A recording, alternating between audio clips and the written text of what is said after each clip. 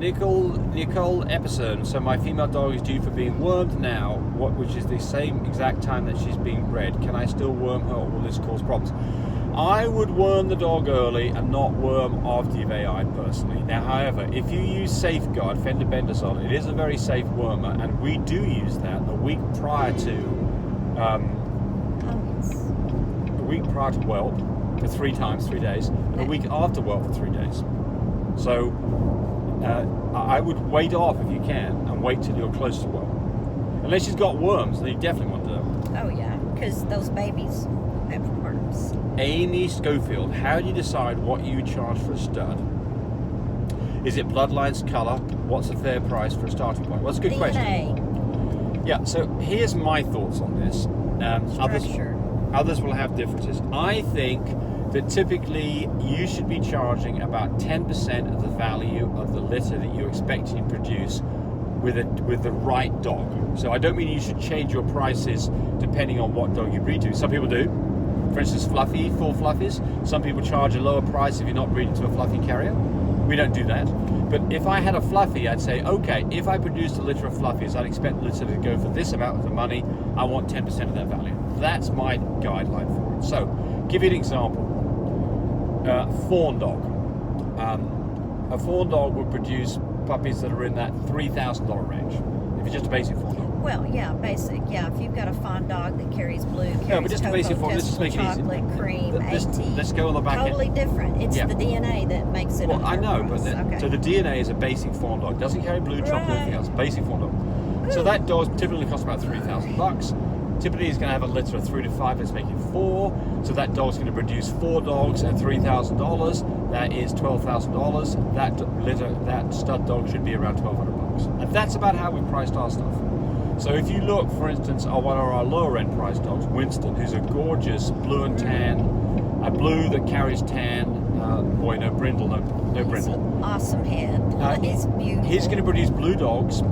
Those dogs are going to be worth something around $4,000 a piece. 5 puppies at $4,000 or $5,000 is $20,000. His stuff is $2,000. So there you go. So that's how we've priced it. But that's just us. Now, if you've got, like Tammy was saying, DNA, structure, if it's a long dog with a tail and a big nose, I wouldn't even breed it. No. I would put $0. It's like, no, remember, whatever you're breeding to, it's going to take on that character of that dog. Yeah, it's not character, but the structure. Yeah. Whatever you're lacking in your female, you want to build up from the stud.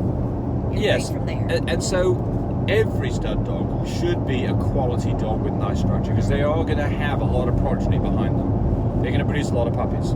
So to me, a stud dog needs to look right. You can't have any obvious fatal flaws in a stud dog. Yeah.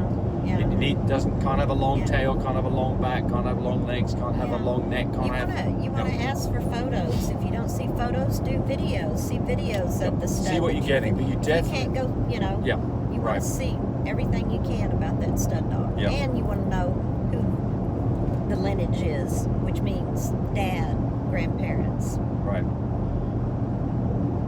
That kind of gives you an idea too.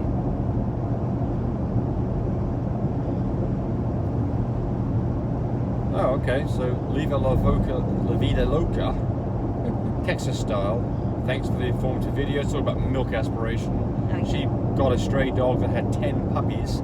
One puppy had the crackling sound. We were able to help her. Good deal. I'm glad to hear that. Yeah. Good for you. Amy DeVito. Hey, James, Tammy, have you experienced a 4 to 5 week old puppy throwing up when transitioning to milk replacement and mush? Would you recommend besides Royal Canin starter moves if the pup cannot keep it down? I switched to goat's milk to regular puppy replacement milk, and I'm trying baby rice cereal for some stuff.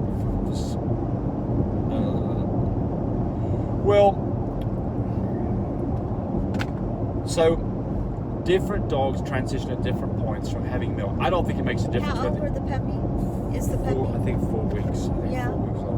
He may just 4 to be 5 weeks slow. old. He may Yes, be just slow. exactly. Maybe a smaller puppy. Yeah. So make it real thin. So here's some things that could be going on. So the first one is, you could have a problem like mega esophagus. This is a dog that has a large esophagus that you can't see. Only an ultrasound will let you know what's going on. Those dogs can have problems throwing stuff up, and it will show up when they've got something that's more bulky. So they won't have that problem with milk because it drains out of the stomach, but it is a problem when they start to have more solid food. So it could be megaesophagus. And like I say, that's a possibility. It's not common, but it does happen. Some dogs are smaller dogs, and just because they've got a smaller gullet, and it just takes them longer to swallow the food, and when they're transitioning. So, like Tammy said, thin the food out, see if that helps. I don't think this is a problem because you're using Royal Canine boots, or because you're using milk replacer. This is maybe a consistency of the food problem, and this dog needs to have more of a gravy as opposed to a mush. Thin gravy. I think that's it. Yeah. So I would start with that, see if that helps the problem. If it doesn't, at some point you have to go to the vet and have an ultrasound done on that dog's internals and find out whether megaesophagus is actually at play there. Right. And as we tell everybody, James is not a vet, so also Google for information. Do your homework, do the Googling, look yourself, ask your vet, ask James, compare the two, what makes more sense to you. Going along on this one. Yeah. Susan Brocksmith, no baths for mom until sutures are out. That's a great point. So I didn't mention that when I asked you. That is a good After thing. 2 weeks, yeah, that's usually when the 2 weeks, sutures 10 are out. days. Right, Yeah. that's exactly right. Same thing for humans. You can wipe her Yes. down with warm Yeah. washcloth, clean her off that way. But then a bath after she's had, the stitches Yeah. out. Susan, you did good. Brian Martinez ran across this story on Instagram about the mama Frenchie, all her C-sections wound completely opened up. The only claim that the vet didn't want continuous suture when some cow become unraveled. Have you ever experienced something like this? Or is the best way the vet can close the wound? Yeah. Well, look, I mean, he's not supposed to do a running stitch. They're supposed to be individuals. I mean, best that I know, again, not a vet, but the best that I know, and whenever I've seen this done, it's individual stitches about, maybe half an inch apart. 1/2 inch apart. 3/8 inch apart. Yeah. And they're separate. Now, there's some on the inside, and there's some to close up the skin on the outside. The ones on the inside are dissolvable. For our vet, the ones on the outside are not, and you have to remove those at about, just like that previous one Susan was talking about 10 days to 2 weeks. Some vets do use glue. Some vets use staples. Some vets use dissolvable stitches. I don't like the idea of dissolvable stitches on the outside. Too much going on there. Yeah. Right. But I mean, we have had one dog that stitches did open up. Well, they got in a batch of bad stitches. They found That's out. what they said. That's what they said. That's what they said. That was the a long time ago. Yeah. horrible Lost the dog. experience. Lost the dog. That Yeah. was probably. We've been doing this for 19 years, so that Yeah. was probably 14 years ago. Yeah. 15. But But it was awful. Yeah. Just made Yeah. you ill. Just yeah. not a good experience. Yeah, so what I would say on this though is check your dog's stitches daily. Make sure there's not an infection going on, because if there is, it's off to the vet and get some Right. antibiotics. Right. And if you see anything coming loose anywhere, then immediately go to the vet. Don't hang around. What we do sometimes, if we notice a redness, we get the cloth, we clean it off, and with a wet, warm cloth, and clean it around it, and then we'll put Neosporin there, and we watch that. We just put enough on there to soak it in. We get the cream kind, not the oil kind, the greasy kind. We get the cream kind where it soaks in, because you got babies nursing. So we'll put it in that area and make sure it's massaged in there good. We'll wait about 30 minutes before we put her back with the babies.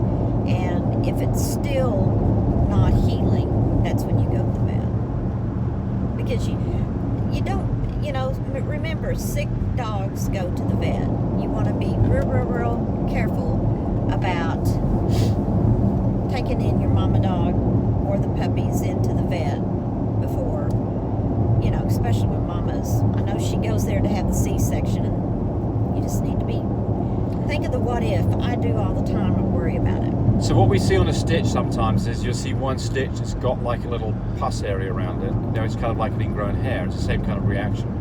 And so that one, that's the thing that normally is not a problem, but certainly, like Tammy's saying, some Neosporin on it makes some sense to get rid of it.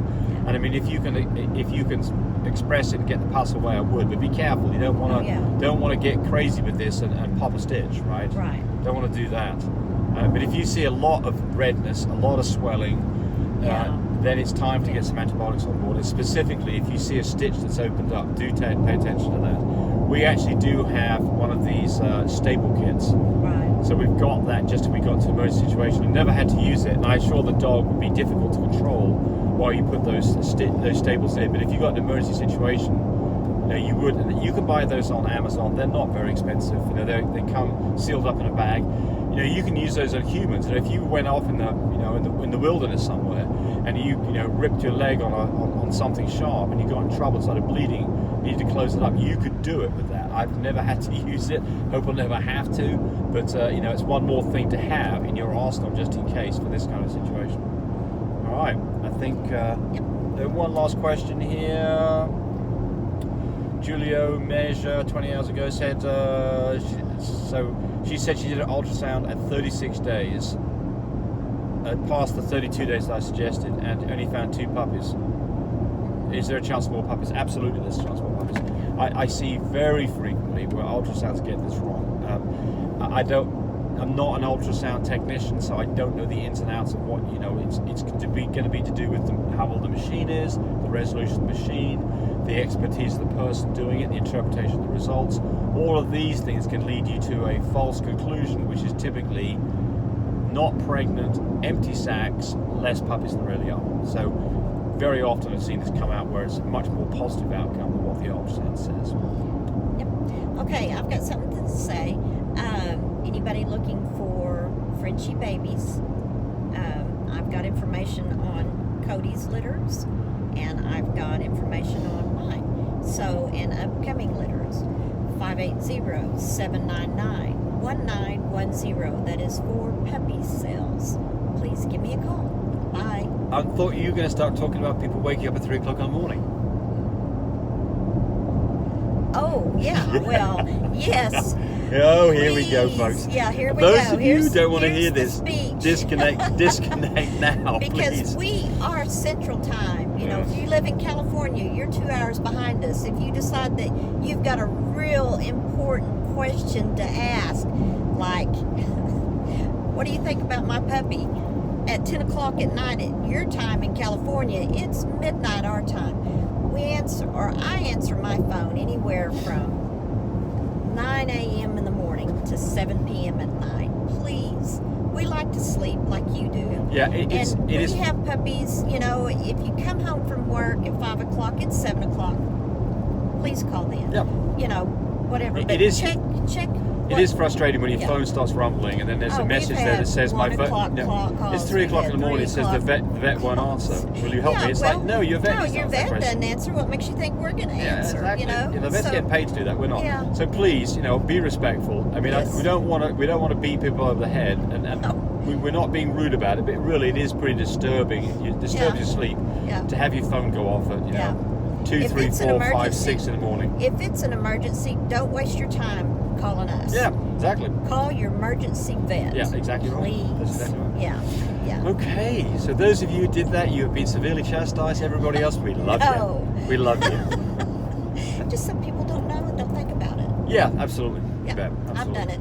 Oh yeah, and look. And then I feel embarrassed. If you're in Australia, it's 12 hours difference. If you Oh. live in England, it's Europe, it's 8 hours. You're 8 hours ahead of Okay, us. how long is this video? I'm going to split it in 2. Oh, okay. Yeah. All right. Yeah. But anyway, There we go. we love our people. We love our people. customers. Yep. We want to Thank help. you. We want to help. Bye, Bye. buddy. Watching the video. I really appreciate people who subscribe to me. It helps me, encourage me to do more of these videos.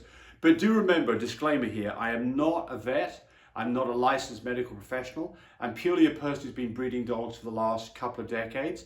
Any information that you got from this video, use at your own risk. There's nothing implied here, and certainly this should not be used as a substitute for advice from your veterinarian or your medical professional. I hope you enjoyed the video. Come back for more of them. Bye.